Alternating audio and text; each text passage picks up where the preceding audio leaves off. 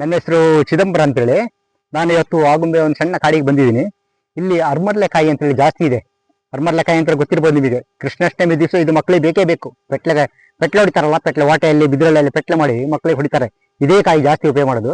ಹಾಗೆ ಇದು ಉಪ್ಪಿನಕಾಯಿಗೆ ಭಾರಿ ಬೇಡಿಕೆ ಇದೆ. ಉಪ್ಪಿನಕಾಯಿಗಂತೂ ಚಿಗುರು ಇದ್ದಂಗೆ ಉಪ್ಪಿನಕಾಯಿಗೆ ಅರ್ಮರ್ಲೆಕಾಯಿ ಎಲ್ಲಿದ್ರೂ ಹುಡುಕಿ ತಗೊಂಡು ಹೋಗ್ತಾ ಇರ್ತಾರೆ. ಹಾಗಾಗಿ ಇದನ್ನು ಜನಗಳಿಗೆ ತುಂಬಾ ಉಪಕಾರ ಆಗುತ್ತೆ. ಇದನ್ನು ಅಷ್ಟೇ ಗಿಡ ಮಾಡೋದು ಭಾರಿ ಕಡಿಮೆ ಇದು. ಹಾಗಾಗಿ ಬೀಜ ಹಾಕಿ ಮಾಡ್ಬೋದು. ಇದನ್ನು ಬೀಜ ಭಾರಿ ಚೆನ್ನಾಗಿ ಬರ್ತದೆ ನೋಡಿ, ಒಳ್ಳೆ ರೀತಿಯಲ್ಲಿ ಬಂದಿದೆ ನೋಡಿ. ಬೀಜ ಹಾಕಿ ಒಳ್ಳೆ ಗಿಡ ಮಾಡ್ಬೋದು.